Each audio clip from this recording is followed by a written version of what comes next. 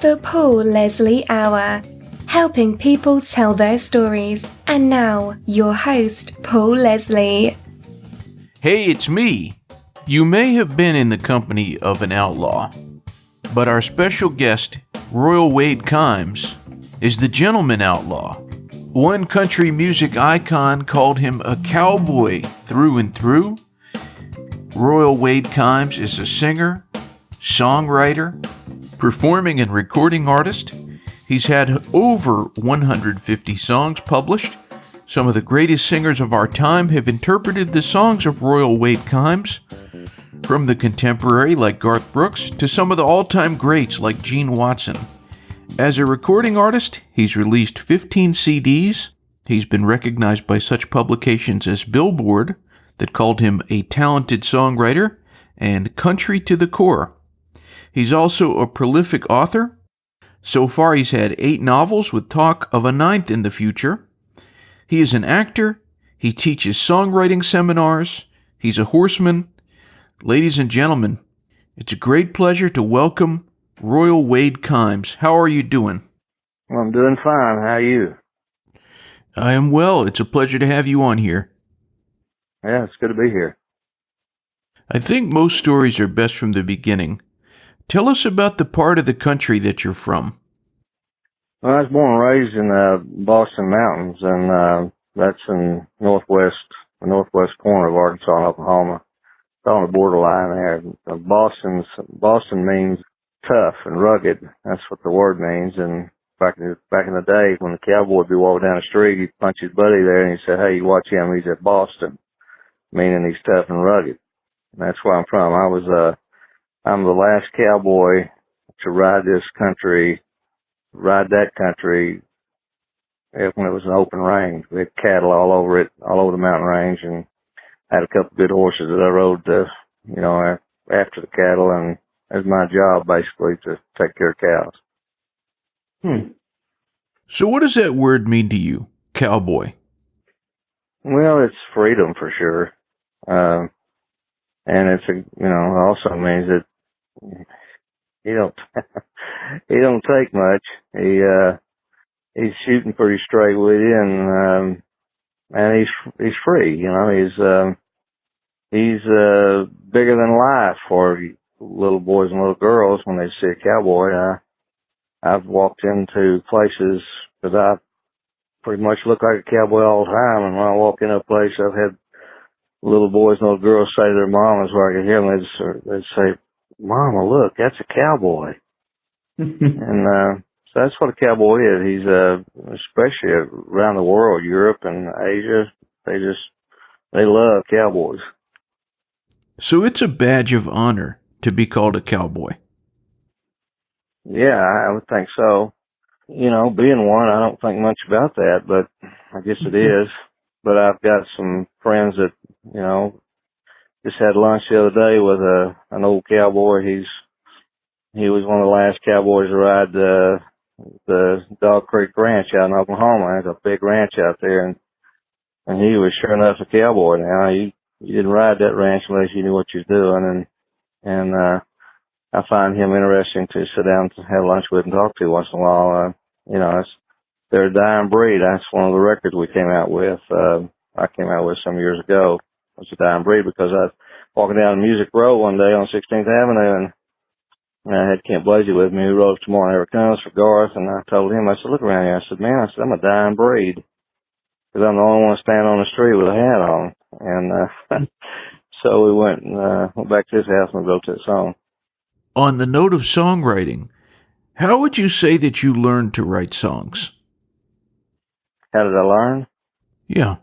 Well, I'll tell you what, I thought I was a songwriter when I was a kid.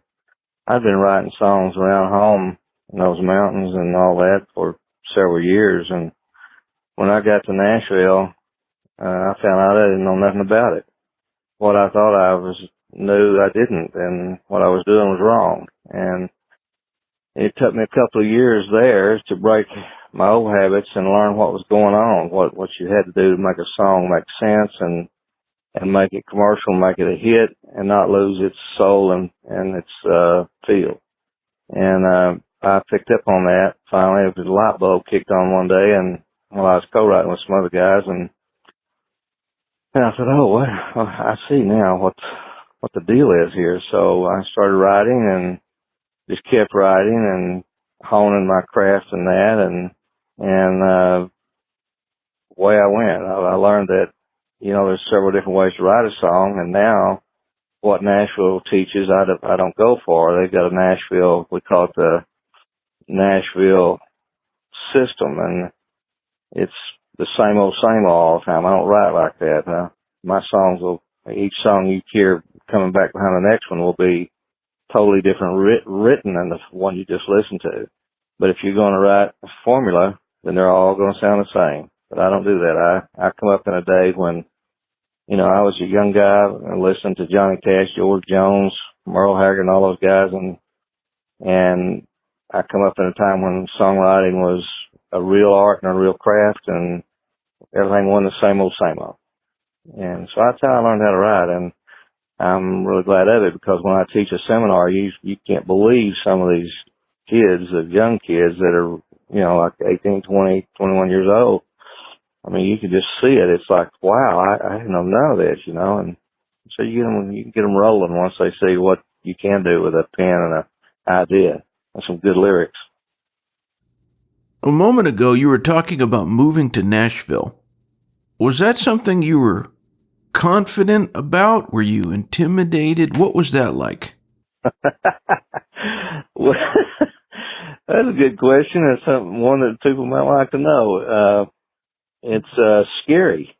It's scary on the one hand. On the other hand, if you think you've got it, you got to go in there with confidence and with the idea you're not going to do it. I had a lot of guys say, after I got there, say, well, I'm going to give it 5 years, and I can tell you right now, as soon as they said that, they're done. Because you give it 5 years in this business, and you're just chasing yourself. That ain't going to happen. It took me 8 years before I got my first break. It takes a long time. Now, I could have got that break quicker had I wanted to have done it a little more, not on the up and up. But I do everything I do straight ahead, cowboy. It's got to be honest, and it's got to be right. But it's scary. And then once you do, here's the other part. Once you do get there, I'll never forget this. When I got my deal with Warner Brothers, and I was going to sign that contract, and I'd already been there all those years, and I thought, man, alive, it scared the fire out of you, because this is it. This is, you're fixing to jump into the big deal, and so it's scary. But if you've got what it takes, you can take the scare away. And of course, I had run into Eddie Arnold, old Tennessee Plowboy, and he and I worked together for years, and he's the one who helped me get a break. And so I had somebody there that was supportive of me too, that knew I had it. And that's the other thing. You can go to Nashville, and you need to find somebody that you can actually believe and trust to tell you that you do have it, because a lot of people think they've got it and they don't. And a lot of people may make it a certain way up that deal, but they're not staying because they don't have the stay power. They don't have that. And, if you're born with it, it's going to be something exceedingly great. Not that I think I'm great, but I do think that I'm born with something, because it's different from everything else. And you'll be different from everything else. But yeah, it's a scary thing. On the other hand, if you go into it determined, then you got a shot at that. And if you're not determined, and if you're going to give it just a short time, so long, hasta la vista. Would you say that confidence is more important than humility? That's a hard question. Man, if you lose your humility, that, confidence is, I don't think much of it. I think you have to have a mixture of both. I mean, look, guys that go in there with no humility and do make it, they become people you don't really want to be around. And I've been around some of those. And there's the ones that aren't like that, which are some of the older acts. I mean, Cash wasn't like that. I was around him some, and he had all my records, in fact, or most of them, before he passed. He even sent his book to me before he passed away. his autobiography and told me to keep doing what I was doing. Well, that's a guy that hadn't lost his humility, and I think you have to have both if you're going to be, if you're going to be happy with yourself once you've done this, then you need both. But if you just, all you're about is the money and the prestige, the power, then you can do that. I just don't think much of it. And as far as that kind of artist, I don't think much of it either. And I tell them so. So how did you come to know Mr. Johnny Cash? I ran onto him when at CMA. There were a couple of CMA shows, and that's where I got acquainted with him at. And of course, I was around some of the managers. I had a couple of managers. That was one of them was managing George Jones, and he was managing me at the same time, and they were promoting those records. And you just get acquainted with people over a period of time. I've been there. I went to Nashville in '83 and went to work for Loretta Lynn out there at her ranch and doing music and a lot of other stuff. And then when I flipped over from there, I run into Eddie Arnold, and when you get into those circles, and that is the circle, you just get to knowing people. What did you learn from Eddie Arnold? How to make it the best it can be. Eddie wasn't satisfied with mediocre. I would bring him project after project that I had written and went and cut a demo on, and I'd bring it to him, let him listen to it, and that was almost 10 years before he gave it the green light. Now, he said to his secretary, because I'd asked him, I said, look, I don't want anything from you, Mr. Arnold. I just need you to tell me if I've got it. If I've got it, I'm going to stay with this. If I don't, I'm going to go home get in that old truck I'm sleeping in and go home.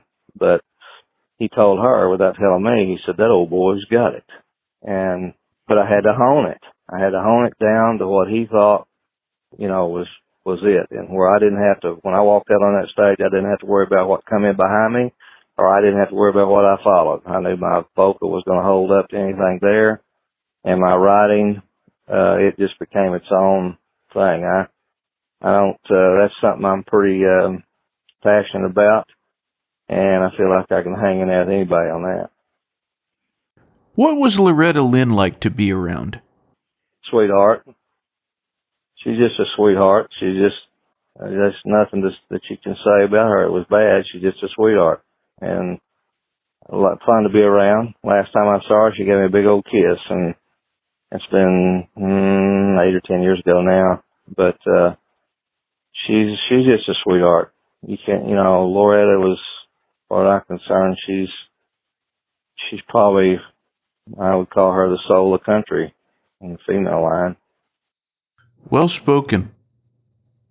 As I mentioned at the top of the interview, it's not just songs that you write. You also are an author. You write novels. Is it a different experience to write a book versus writing a song? Well, if you write a song, it's going to be about a 3-minute song, and a little tip for songwriters out there: if you're writing a song that's more than 3 minutes, you're wasting my time. You need to get back there under 3 minutes if you can. Get in, get out, and let's get this thing rolling. And write a good song, write a good core song, and you got something. Then when you're going to write novels, I don't know. I'd already been writing songs all those years, and I like cowboys, and because I am one, but I grew up around World War II veterans that were cowboys and back here in these mountains, and other guys that were cowboys, tough and rugged and straight shooters, and so I wanted to be that. I am that, born that. I don't remember really not ever wearing cowboy boots and hats, and so one day my wife said to me, why don't you not do anything this weekend? Why don't you go write a book? I said, all right. I just went back here in my office and started writing a book, and I wrote that thing so fast I couldn't believe it, and sent it out to my literary agent out in L.A., and they called me back and said, ain't no way you wrote that quick. I said, well, I did. I probably don't have a song there, and she said, what do you mean a song? I said, well, I thought I was a songwriter. I went to Nashville. I didn't have one. I said, probably don't have a book either. She laughed. She said, oh, yeah, you got a book. So I started writing what I call mystery thriller westerns. They're not like your normal, they're not just a shoot 'em up. When you get one of my westerns, you won't figure it out. If you do, you'd be one of the chosen few, because so far nobody's told me they figured out any of the endings yet. and I leave them that way. I fix it where when I'm writing them, they've got twists and turns in them, and you may think you're riding along there and you've got this figured out, and then you get shot right out of the saddle because that wasn't it at all. And I think if you make a Western interesting, because people at that time were interesting, and they weren't any different than they are today. They just a different time, but they could figure ways to, the outlaws figured out ways to pull things off, and you didn't know what happened or how it happened, and the lawmen did the same thing. And then there's always the interest levels in each one of the lives. I like to build characters that are strong characters and are, night and day different from the other guy or the other character. So to me, it's the building of the character, building of the story, and building it fast and furious where it keeps the reader hanging on. I mean, he can't. I had a guy got to my manager and said that he wanted to talk to me. So I got on the phone and the guy said, "You owe me for a day's work." And I said, "Well, what for?"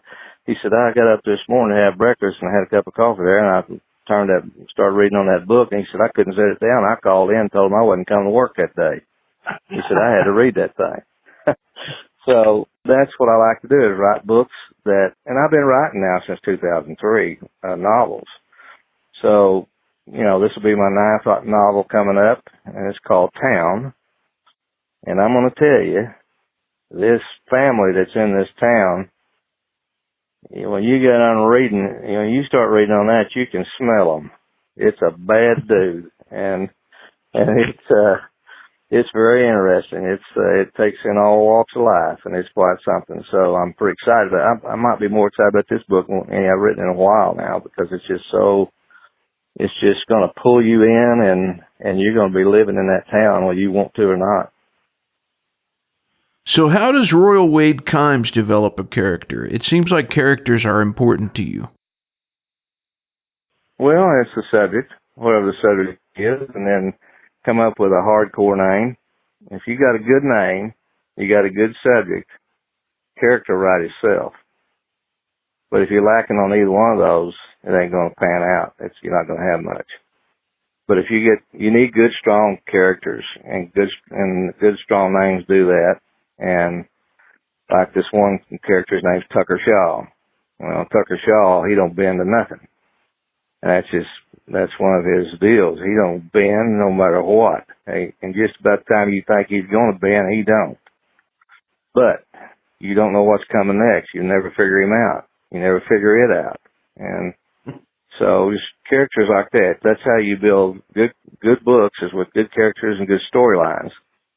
And don't get confused and write two subjects at the same time. That'll get you killed. You'll be done. Same way as songwriting. You can't do that. You stay true to your storyline, but make sure it ain't a straight line. It's got to make its turns and its twists, and then my wife, when she's a professional reader, basically. Well, she is a professional reader. She reads constantly, and so I gave her this transcript of one of my books, and she read it, and she made me a better writer, because she can figure a book out in 5-6 chapters. She's got it. Well, I thought, so if I start writing these things, you're not going to figure it out. So I credit her for that, and she read the transcript, and she walked by my desk one day and slammed that script down, and she just kept walking, and she hollered back at me and said, "I didn't expect that of you." I tricked her. You said that character's name was Tucker Shaw? Yeah, it's Tucker Shaw. He's one of them in Where Outlaws Roam. And then there's Jubal Tate and Sleeping Charge. Jubal Tate and Levi Henry, they make a heck of a pair in this book, but there's several of them in it, but those are two strong characters there. And your characters, your mean guy, he has to have a tough name, and as well, he has to be, I would say tough, but he has to have an interesting stand-up name. Like his enemy was Major Ben, B-E-N-D, Major Ben. And when you get into that character, you think, man, I mean, you get to want him to take care of him, You don't just reach in there in that book and get him, but you can't do that. But yeah, you just gotta come up with a good, strong character. Tucker Shaw was one of them. Jubal Tate was another one. And just got to have the right characters. And the one coming up here is on town is will be Kenneth Luker. And Kenneth Luker's a real guy. He's the cowboy I was telling you about earlier that I had lunch with the other day. He's an old guy, and he's close to 90. But he's a real cowboy, and I put him in that book because I learned a lot about him, and I used characteristics of him, but he wasn't a lawman, but this guy's a retired lawman in this book called Town. So Kenneth is Luker. He's a strong character in this. He's got his own way of doing things, and then there's the family. And those family, when you get their names, you're going to go, wow, can't believe this. That's what's going to happen to you, because we did a test on it. About 5 different people, we tested it with a script. And that was the reaction we got, was they just can't get over that book. That's what you want. You want to test that book, and if that's the kind of reactions you get, you got something. Those are all great names. I have to say, the first time I heard your name, Royal Wade Kimes, was on the radio. It's a great name. I repeated it back to myself. It's kind of a musical name. Yeah. Maybe you're tired of hearing this, but it's a great name. Yeah, it turned out to be. I tell you, there's a story about that.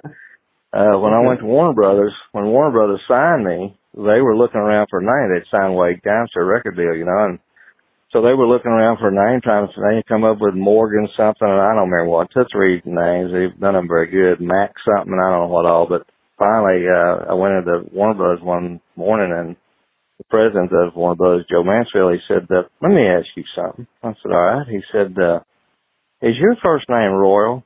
I said, yeah. He said, so your name is Royal Wade Kimes? I said, yeah. He picks up the phone, and over the whole building, every floor, he said, stop looking for a name for Wade. We're never going to beat Royal Wade Kimes. So it flew and it stuck. Well, there you go.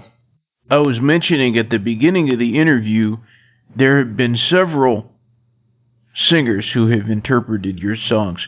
Who would you say has done the best interpretation of a Royal Wade Kimes song?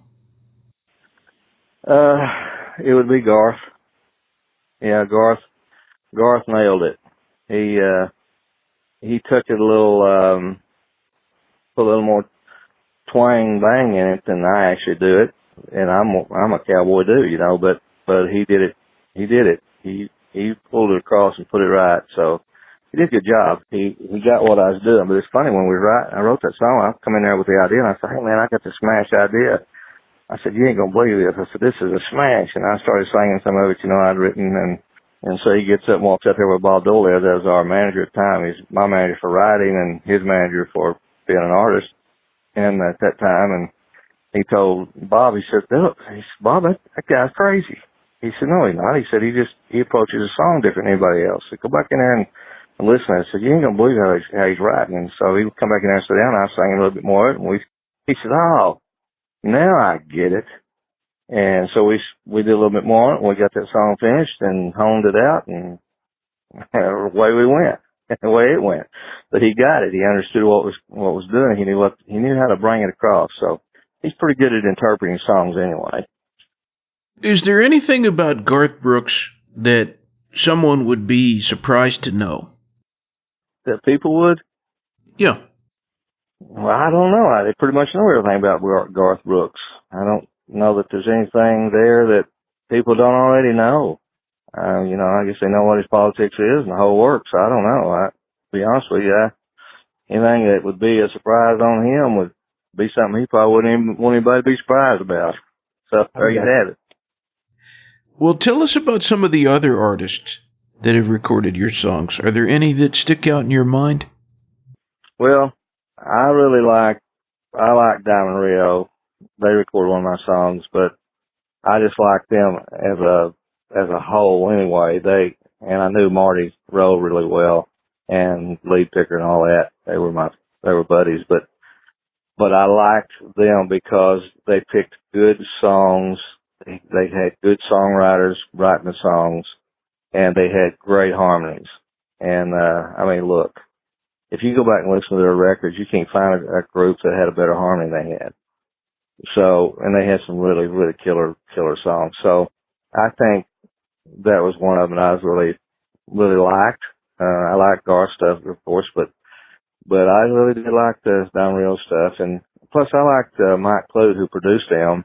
He produced my record on Warner Brothers, that first one there. And, you know, he made this statement about, they asked him who, all the records he'd recorded in Nashville on Mix Magazine, what was the best record. And he said the best record I ever cut in Nashville was on Roll Wade Times. And he cut all down real stuff. Well, that was a big old compliment because I already liked the harmonies and what all he was doing with them. And for him to say that, and he was a master. I mean, he was a master producer. So pretty exciting for me to have a guy like that say that about my records. Quite a compliment. What is the best compliment that you've received as an artist? I would say probably what's happened just lately, to be honest with you. I've toured all over the world, really, and all over the United States. There's very few states I hadn't been in, but there's a few, but not many. And toured full band. All from 96, that's when I got my record deal, and up until last year. And last year, by accident, the year before last, I wasn't doing anything. We had made a big move to change our direction and what we're doing musically because the business model has changed so much. So we've decided that we would make some moves and make some changes. Well, in doing that, I took a year off, and I got a chance to play this little old place. Oh, it was about an hour from my ranch, and it was a little like a folk center almost, and a nice little room. And so I called my agent. I said, hey, look, I got a chance to play this place over here. I said, you ain't got nothing going for me. So if I do that, he said, well, yeah, I ain't got nothing to say about that. Go ahead. So I called the people up, and I said, look, I'd like to play your venue. If the money's right, I'll come do it. And they said, well, what kind of money to take? And I told them, and they jumped on it. And so I went up there, just me and a guitar, no band. And I never done that. I played one or two songs at special events and things like that. You do that, like on TV shows or whatever. But I never went up there to play an hour show. Well, Paul, Lord and behold to me, I get up there and find out I've booked myself for a 2-hour show. And I felt like I was going back to Nashville again. I got a little scared. I thought, oh boy, here's a pro coming in here to play a 2-hour show with nothing but a long guitar. And I don't know if anybody can really do that. And I'm not just saying that. I was talking about that last night with Jordan Ayers. And I said, can you believe that I can go into a place and play 2 hours and nobody leaves? And Jordan Ayers said, yeah, we can believe it. We've been on your record. We know what's coming. I said, all right, well, good. I didn't know it. And they got tickled at me. But what I was going to say is I went up there and I played that 2-hour show. The biggest compliment I've ever had was I'm sitting there on a chair with nothing but a guitar playing song one behind another, and no one gets up and leaves. And when the show is over with, they still didn't get up and leave. I stand up and they're just sitting there. They don't get up. And so I walked back to the mic and I said, well, I guess I can do another song. I didn't know what was going on. They just sit there quiet, not saying nothing, not clapping. And man, the place erupted, and so I did about 2 or 3 more songs. And after the show, I asked them, I said, okay, can you all tell me what you were doing? I said, this one big old boy spoke up, and he said, well, I can tell you this. I know what's going on with me. He said, show might have been over, but it wasn't over for me. I was still sitting there thinking about it. Oh, wow. That's the biggest compliment a guy can have is leave them sitting there thinking about what just happened to them and nothing but a guitar. So that's the biggest compliment I ever got. It tells me that I am doing something for those people out there, giving them something they've never had and something that they need. And I want to say this. Of all of the stuff that you do, anybody does as an artist, if he forgets why he's doing it and the purpose of why what he's doing, and here's what it is. If he forgets he's doing this for the people, not for himself, he's already done wrong. If he forgets what he's trying to do for those people, he's already out. the dividend he gets back is not near as sweet. So that's what I go out there for. I don't do that for me. I'm out there and I'm doing it for the people. And if I ever forget that, I'll take my sign down, put my guitar up, and I'll be done. What would you say is more important, whether you're performing or writing or whatever, having a great lyric or having a great melody in a song? Well, here's the deal on that. If you can have a good lyric, but if the melody ain't no good, lyric ain't. It's worthless. And if you can have a good melody, but if you have a good lyric, but if your melody sucks, it's worthless. So they both got to marry, and when they marry up, they've got to pull each other. And so usually it's just like the character in a book and the storyline. They've got to match up. They've got to both be strong. So the same thing with writing songs. That melody and that lyric needs to be, they need to match up. And it's like a matched pair of horses. If they're pulling and they're in that, pulling against that collar and they're pulling together, then it's going to work. If they're not, one's weak and the other's not, that ain't going to work all day long. Interesting. At the beginning of the interview, in the introduction, I mentioned that motion pictures, movies, is also something that you do. Is there anything going on in that world with you? Yes. I'm glad you brought that up. We've got a film out right now that it's in a box set that you can get through Selecto Hits, selectohits.com. That's the old Sun Record group that Elvis Presley and Johnny Cash or Roy Orbison, all those guys came up through. And they are my distributors. They distribute records all over the world for me and have been for the last 15 years or longer. And but you can get that it's called Bittersweet. It's a Western hour-long film that's done in all music.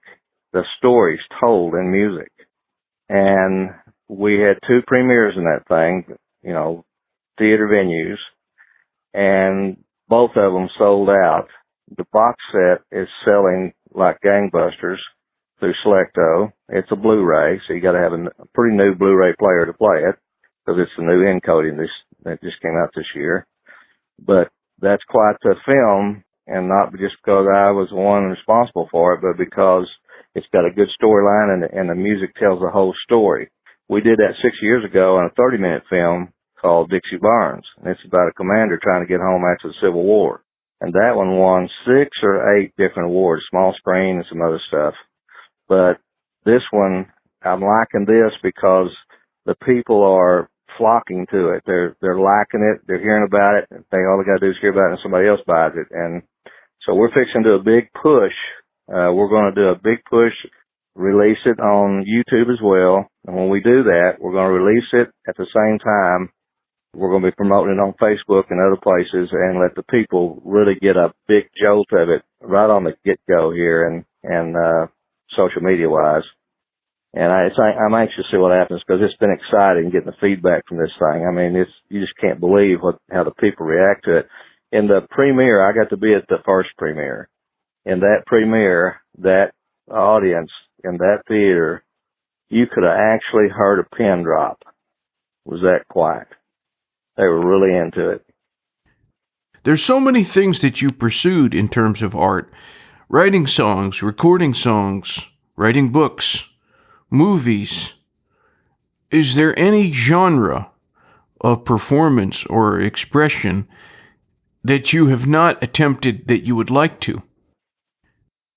Probably not. Doing books and writing songs and performing and playing guitar and then directing the movies and producing movies.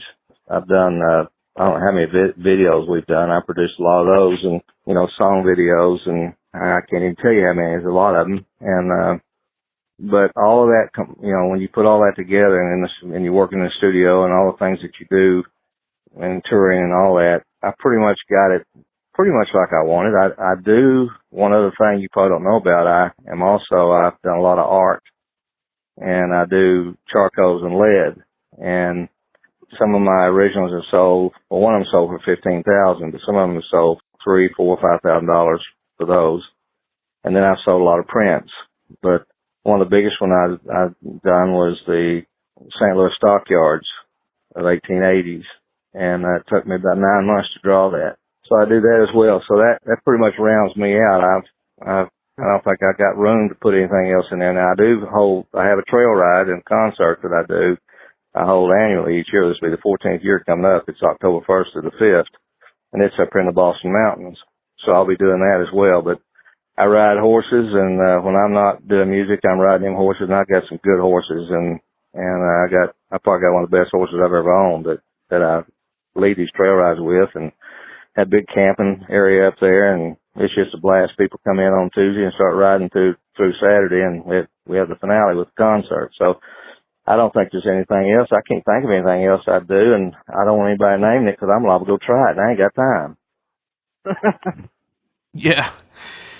What life lesson would you say the horses have given you? That's a good question. One thing, to watch what you're doing.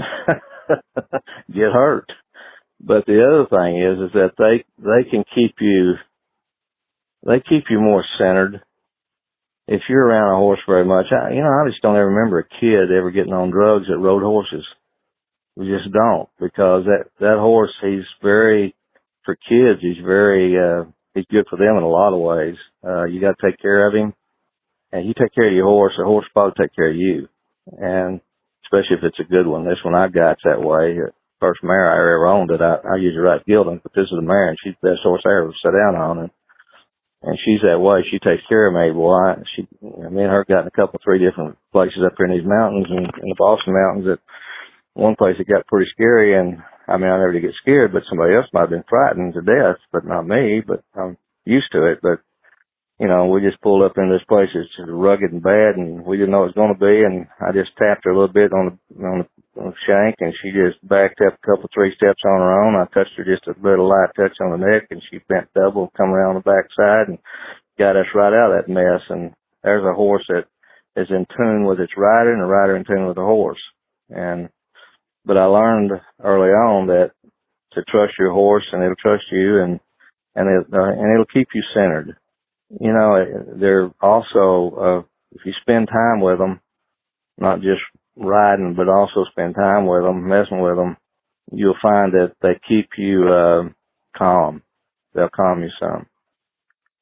And, people that mess with horses that's not like that there's always something rigorous going on with them. There's too many good horses out there to have one of them. Go find you one. And then once he becomes your buddy, hang on to him. And like I got this old mare out here. I got another old mare. I didn't ride her like I rode this mare, but I rode some. She's the one I did the video in Another Man's Sky. And I rode her in that video. And she's an old gal now, but I'm keeping her, even though she's not usable. I figure that she did for me when she could, and now it's my turn to take care of her. And that's what I'm doing. Even though a lot of people sell her if, she gets old like that, and ain't no use, they get rid of them. I don't do that. She's done for me, now I'm going to do for her. And that's just the way I feel about that. So who is Royal Wade Kimes? Oh, I'm just a down-to-earth guy. That's the other thing. When you become a recording artist and a celebrity out there, I don't think of me that way, but that's what I am, and that's okay. But when you do that, and to all you guys out there that's trying to make it and haven't yet, I'm going to tell you a little secret. You're going to come to a fork in the road, and when you get to that fork, that's when you decide if you're going to do this for the money and the fame, or you're going to do it for the art and the good of the music, and do it for the people. That's the fork you're going to be on. Now, one of them, that first one I mentioned, that's going to be about nothing but money. The other one is going to be about the good of the music, preserving it, and making it the best it can be. Anybody can write a song and get it recorded if you're in the game, but I don't want one recorded that's not a stand-up A song. And what I mean by that is, is I don't care what song went in front of it. When this song comes up, it can stand on its own. And the one coming behind it, if I wrote it, can stand on its own. Each song has to stand on its own. And if you do that, when you get to that fork in that road and you decide, am I doing this for the money, or am I going to do this for later years whenever maybe I've already gone, and people say, man, who is this guy? Who was he? And he's writing songs like that he's putting into that song the emotion that it deserves. Because today they just go through the motions. They don't go through emotion. They just sing through a song. And I'm not trying to put them down. They just don't know that, they think you just sang the song. Well, you don't. You need to write a song that you can feel it and feel. And when you feel, it'll come out to the people and they'll hear it and they'll know it. And they'll know why you're doing it. That's why these people sit there after shows over. They knew why I was doing it. I always like to just give it to the guest at the end. For anyone who's tuned in, what would you say to them? Well, if they're trying to make it in the music business, I would tell them first, you better, if you're going to be a songwriter, singer-songwriter, artist, then get your craft down. Learn how to write that song. Get your craft down good. And know that you've got a 2.5 minute killer song. And take your time. Don't get impatient. And make it be the best it can be. And don't settle. Don't settle. You don't have to settle. You just gotta be a little more patient, and it's one of the mainstays is having patience in the business. Right now, the way the business is has changed. We was talking about the business model changing, and I'm going to tell you guys out there that it has changed drastically, because when I got in it, I was around Cash and Eddie Arnold and George Jones and Merle Haggard. We were always rubbing shoulders and always around all these people, and it was a family. Nashville was a family, and we all knew we were a family. There's 1,400 songwriters in. Good, great, they're the best God ever made. And they're no longer there. We actually got those kind of caliber songwriters. We're less than 100 now. So the reason why for that is because the business model with the technology has changed so drastically that a lot of the artists aren't even around there. And a lot of the writers write from home or whatever and pitch their songs to the artists through that. So it's not like it was. So you've got to figure out how to get better and learn your craft. And then the other thing, I made mention in the early going that it took 10 years before Eddie Arnold gave me the green light. Now, anybody else would have gave me that green light 5 years in, but not him, because he wasn't going to settle, not for himself, and he wasn't going to settle for me. He groomed me. He groomed me for the stage.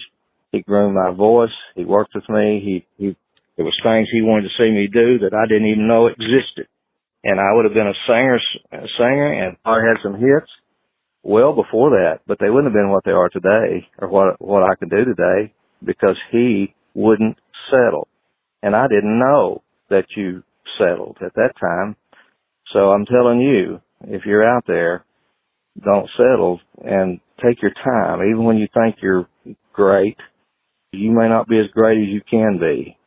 So just ease along with it and get it down pat and know what you're doing and get your confidence level up and find somebody that you can believe in that's got an ear, that has got an ear, that can hear, that knows a song. If you can find that, that'll help you immensely. And write those songs. The other thing I tell you, write them songs 2 minutes, 30 seconds, or no more than 3 minutes if you don't have to, because you need to get in and get out. When the Beatles came out with their record, they didn't have a song on there that's more than 2 minutes and 15 seconds long. And everybody just loved them to death because you couldn't get enough of it. And the reason why you couldn't get enough of it, because it was so darn good and it's over with in 2 minutes and 15 seconds, you had to hear it again. But if you got a song that's 5 minutes long, almost like a book, well, by the time they listen to it twice, they got 10 minutes of their life invested in it. That ain't going to happen. So you got to get back there and get your songs at the right length and learn how to write those songs differently. They don't write them like Nashville formula. And you will if you're an independent artist, and that's about what you're going to be today, because there's no major things really happening these days and times. If you're an independent artist and you're writing different, if your songs are written different, and you're singing the dog out of them, then you're going to set yourself apart from everybody else. And that's what Mr. Arnold did with me, Eddie Arnold, was that he knew I wasn't going to be one of the pack. I was going to be leading the pack. And I was different. And that's how it happened for me, despite all of the crooks and turns that happens in the business, because there's lots of them, and you got to be watching for them.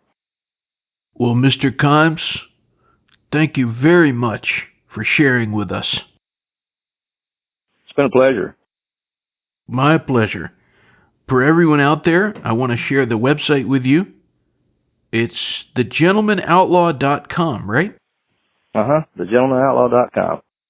That's one last thing I want to say. When you go to that site, you as an artist or aspiring artist or whatever, listen to some of those videos, and if you'll just listen to how the song's written, don't even listen to the words. Just listen to how it was written, because you'll see they're going to be different, and that's going to give you a leg up. I mean, it's kind of like you're sitting over there and your mom or dad's driving a car, and you sat there with him for 14, 16 years, and you've never driven. And then he says all of a sudden, okay, here's the wheel you drive. You ain't got a clue, because you wasn't really watching what he was doing. So listen to that, and you'll get a beat on it. All right, sir. Most appreciated. It's been a pleasure. Good to talk to you, Paul. Good to talk to you. If I can ever be of service, don't hesitate. All righty. Until next time. Zapabi papa do nakajiba loop dikis on the gujia the kasagika like a pina say the bocheki yeki bonking kakadikon kitton keep be like a touristic on the livangara goodbye.